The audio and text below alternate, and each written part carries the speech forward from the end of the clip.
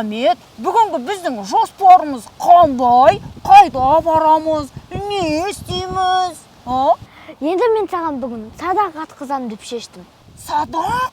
Ол қандай болады екен сонда? Жүр, кеттік. Қызық боп тұр. Кеттік, жарайды.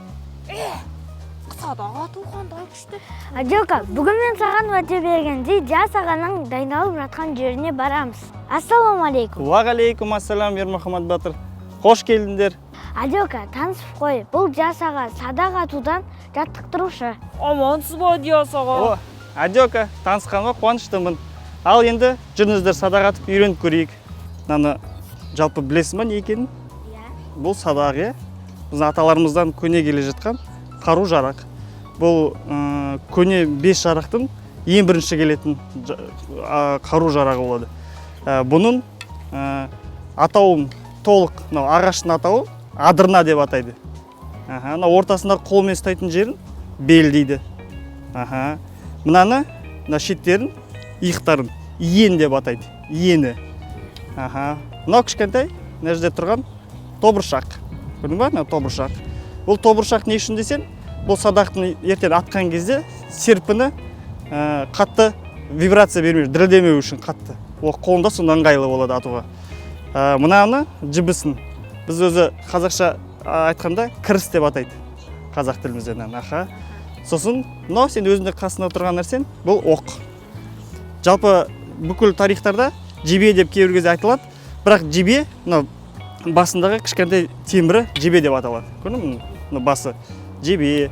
Мынау қанаттары. Қанаттар жалпы құстың қанаттарынан жасалады. Мынауымыз бізде кез дейді. Кез.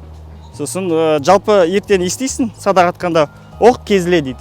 Жалпы қазақтар айтқанда оқ кезле, оқты оқта дегендей ғой. Оқты да кезге, кіріске оқтайсың. Енді атып көреміз ба? Дайынсың ба? Алып көрейік. Садағыңды қолға ала бер. Жаңа белдемеден айтқанда белдемеден ұстай ғой. Белдемен жақсылап ұста. Оғын мына жерге қоямыз. Сол бармағын сен үйреткенде бармағын астына ұста.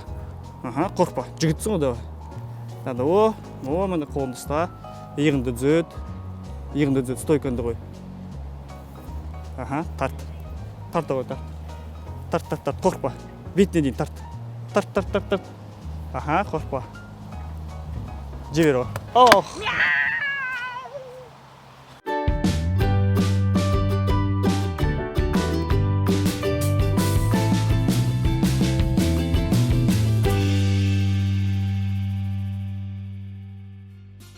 Садағыңыз қандай керемет! Диас аға, бұл садақты қай кезде қолданады? Жалпы, Адилка сен білгің келсе, біздің садақ бұл көне садақтардан келеді. Бұны біздің аталарымыз осындай керемет байтақ Қазақстан үлкен аумақты жерді қорғап алу үшін қолданған, көптеген жеңістерге жеткен, және де көптеген жоңғарлық шайқастардан қорғанып, біздің осындай керемет жерімізді сақтап қалған Адилка. Керемет, садақ сияқты ойын түрі болса, мен әрине ойнар едім. Ой, қош Ермұхамед, сен таңнан кешке дейін телефонда ойын ойнап, мультик көріп отырасың ғой.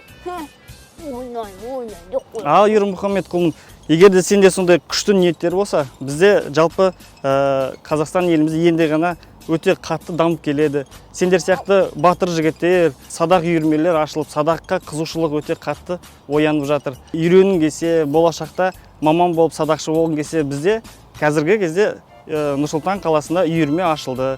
Бұл үйірмеде көптеген балалар садаққа қатыса алады. Мен кішкентай емеспін ба? Мен қатыса аламын ба?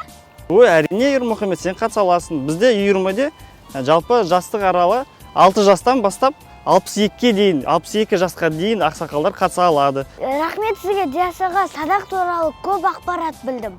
Жалпы бізде мемлекетімізде биылдан бастап бұл түр спорт шарасына енілді. Қазір бұл жалпы ұлттық спорт болғанмен кәсіби спорт болып саналады. Сенде міндетті түрде үлкен аталарың сияқты жауынгер, садақшы бола аласың.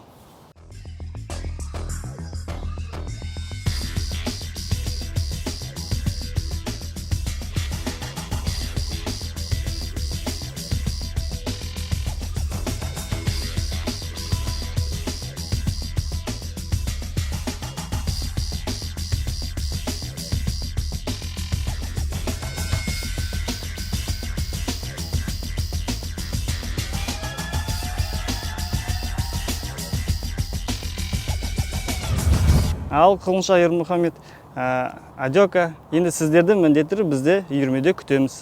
Достар, сендерге де біздің түсіріліміміз ұнаса, төмендегі колокольчикті басып, комментария жазуды ұмытпаңыздар. Сау болыңдар!